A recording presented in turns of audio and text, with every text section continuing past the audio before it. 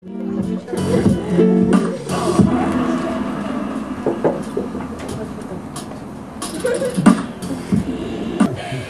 jsou často velmi chytré.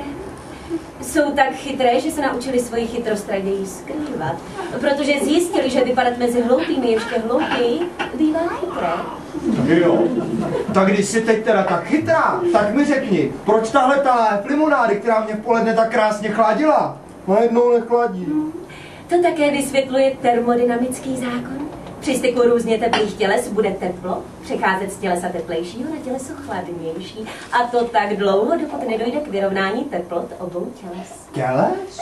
A to znamená ty i ta tvoje flaška. Chlad z láhve přecházel na tebe a teplo z tvého těla zase do láhve.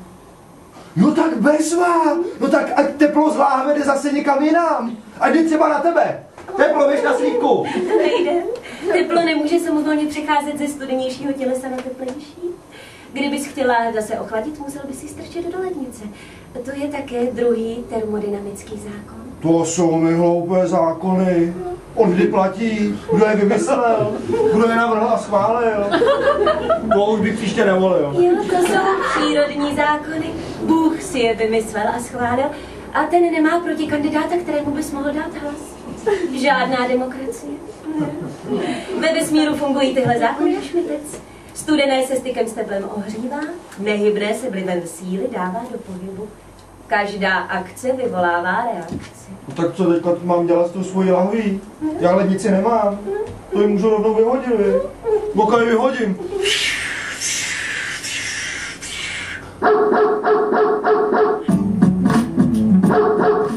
Každá akce vyvolává reakci.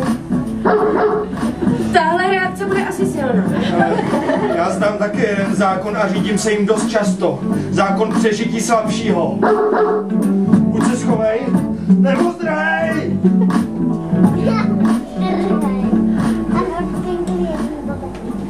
Tak, termodynamika je obor, který se zabývá teplem a jeho přeměnami na jiné druhy energie.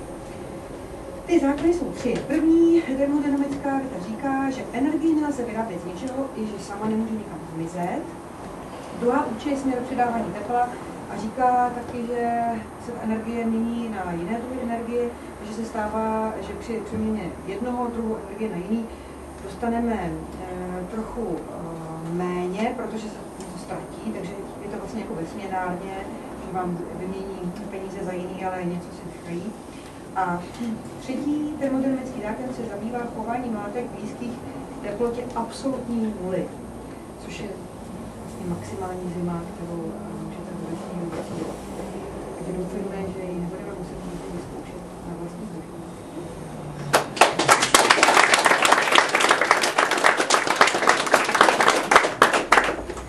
Unifikace krásy.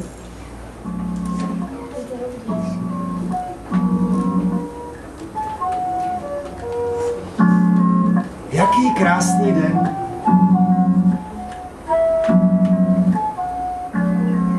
Ptáci cvrlikali, jaro radost pohledět. Liška však sedí schrbená na staré pneumatice u skládky odpadků za městem. Co tu dělá, myslí si Krysa. Že už by i liška vybírala odpadky. Má v očích slzy. Liško, co se ti stalo? Jo, jestli to není nějaká lest. Něco tě bolí, chudinko? Ano, bolí. A co tě bolí? Srdce mě bolí. Bolest srdeční, no tak to bude láska nebo infarkt myokardu. Infarkt co? Infarkt.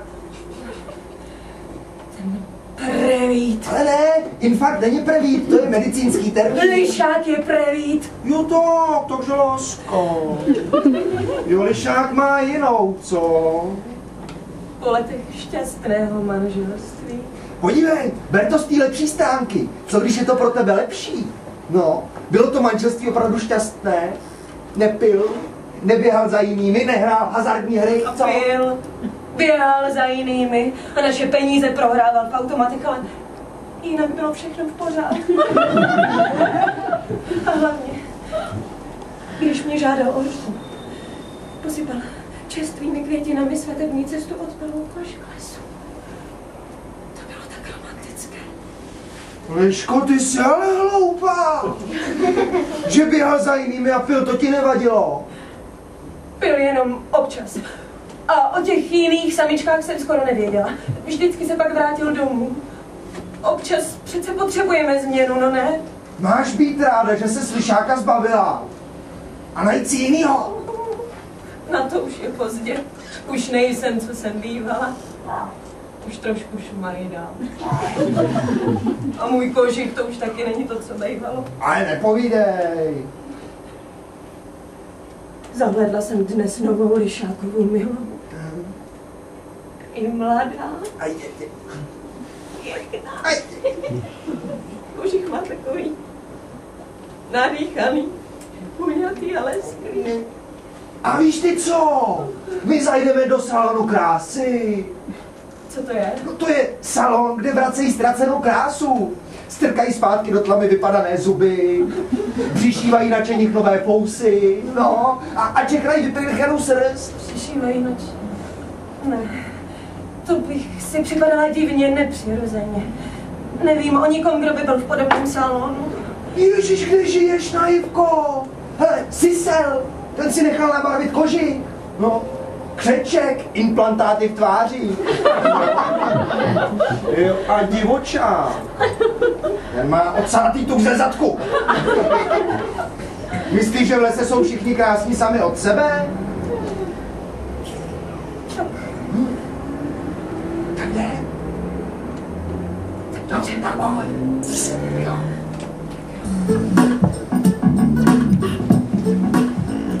Na velikém stole seděl hranostaj a potutelně se usmíval. Dobrý den, dámy. Jdete také na unifikaci. Prosím. Zuby ujdou, chráby zbrousíme a naleštíme fousy na střelité bez diskuze. Ovšem vyměnit kožich bude trochu náročnější. Vyměnit kožich? Ale pobyt v našem sanatoriu je velmi příjemný. Jak to chcete udělat? To se tady v těch vypěchaných místech nachýzne. Tady se to stáhne a nahradí se to novým kožichem. A co když to nepřežiju? Pokud zákrok nepřežijete, nebudeme vám samozřejmě nic účtovat. Žádný zákrok nebude. Počkejte, možná by stačilo jenom trochu upravit. To děláme na počkání, kožich stačí umýt, načesat a nebudete jako za mladá. Co? Jdeme na to. Hoď. Tady si položte na bříško, pěkně na bříško. Opatrně. Za chvíli už ležela v lázni, hranostaj ji myl šampónem, pak ji se vysušil hadrem a učesal hřebenem. To je příjemné, že? A to není všechno. Teď teprve získáte náboj. Hned jsem zpátky. Kryso! No, co je? Co je to ta verunifikace? Verunifikace, no to je, jak bych ti to jenom řekla, ale to je určitý trend, který vede k pozměňování zvířecí říše. Jak to myslíš trend? No, zvířata v lese se přece řídí módními trendy.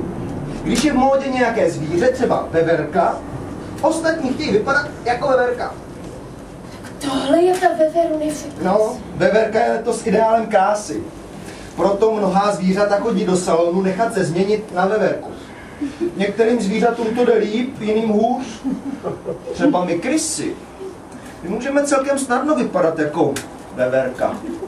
No, hele, ale takový divoký kanec, ten musí podstoupit mnoho procedur, aby se vzhledu veverky aspoň přiblížil. No stejně to nebude úplně ono. Veverunifikovaného divočáka bych tady potkat nechtěla. A v šeru lesa by se možná od nějaké tlustší veverky nerozeznala. Ale je tu jiný problém. Když se tolik zvířat nechá předělat na veverku, lidé si myslí, že se veverky přemnožily. No, a myslivci pak přemnožené veverky začnou střílet. Co je to za pitomost, tahle móda? Móda není racionální. Sela ví. A jsem tu. Prosím, jsem si přinesl. Ebonitovátý. Hranostaj začal lišce přejíždět po kožichu. Nejdřív záda, pak boky a nakonec ohánku. O, hotovo.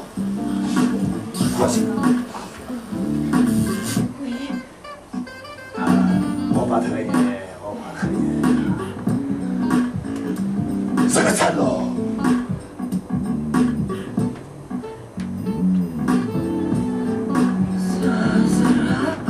V zrcadle viděla ten nejhustší, nejnačechranější kožíšek, jaký kdy měla. Každý chloupek její srsti trčel do prostoru, jako kdyby na něj neplatila zemská přitažlivost. Máte opravdu náboj. Myslím, že budu příští sezónu předělávat všechna zvířata na lišku. Opravdu vám moc děkuji. A teď už se musím běžet ukázat. Ohebula. Než liška došla domů, slunce se schovalo za mraky. Bude pršet. Liško, jsi to ty? Zajíc. Celé odpoledne jsem neměla ani sousta. To víš, že jsem to já, zajíč.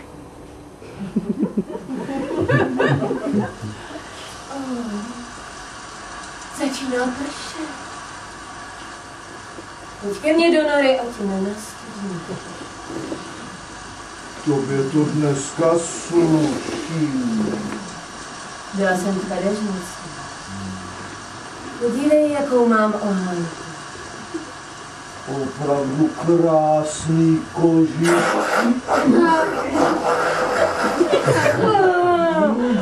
Pak se dají na zajíci vylámat zuby. Já nejsem zajíc, ale želva. Utekla jsem lidem z města. V lese však žádné želvy nežijí, a tak jsem se rozhodla stát se radši zajícem. V salonu krásy. Přesně. Nikoli z pouhé marnivosti, ale z nutnosti přežít a najít si partnera. Znáš to, všichni obdivují veverky, ale za želvou se nikdo neohlédne. Po stromech lézt nedovedu, tak jsem se nechala předělat aspoň na zajíce. Dneska už se nedá věřit nikomu, ani zajíc.